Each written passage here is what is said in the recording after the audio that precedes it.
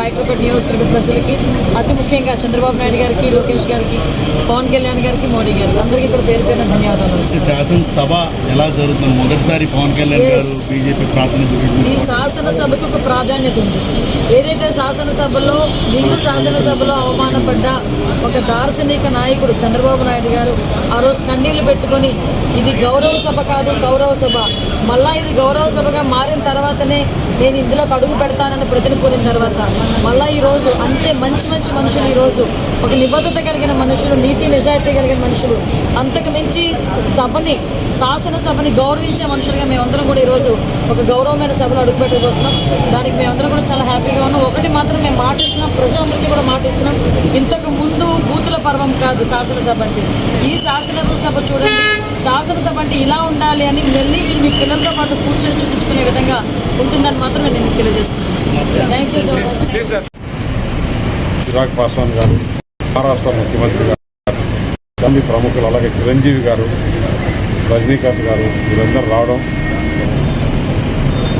మిగతా వాళ్ళందరూ కూడా ఎంత ఉత్సాహంతో ఉన్నారంటే ఆంధ్రప్రదేశ్లో రాక్షస రాజ్యం పోయింది, ఆంధ్రప్రదేశ్లో రామరాజ్యం వచ్చింది, ఏ విధంగా ప్రజలకు మేలు జరుగుతుందని ఆ సంతోషంతో ఈరోజు అందరూ కూడా బ్రహ్మాండంగా ఉన్నారు. చాలా బాగా జరిగింది. ఇచ్చిన మంత్రివర్గం కూడా చాలా బాగుంది. అంతా యంగ్స్టర్స్, వారందరూ కూడా ఏదైతే ప్రజలు ఇంత మ్యాండేట్ ఇచ్చారో దాన్ని మనసులో పెట్టుకొని జగన్మోహన్ రెడ్డి చేసిన అరాచకాలు, వాళ్ళు చేసిన అక్రమాలని అన్నీ బయట తీసి ఎక్కడెక్కడ డబ్బులు దాచుకున్నారో అదంతా కూడా మళ్ళీ ప్రజలకు పంచిపెట్టాలి వారిని.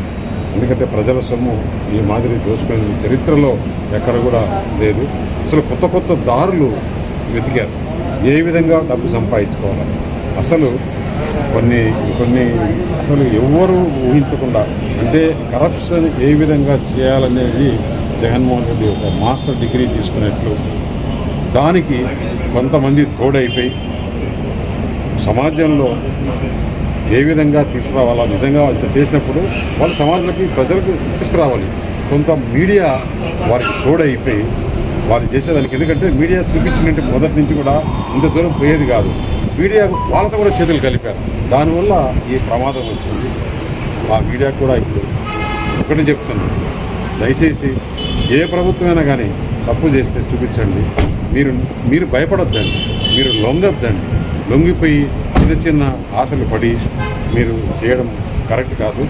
అసలు ఆంధ్రప్రదేశ్లో చేసిన మీడియా మీరు కేంద్ర ప్రభుత్వం దృష్టికి కూడా తీసుకోవద్దని తెలియజేస్తాను.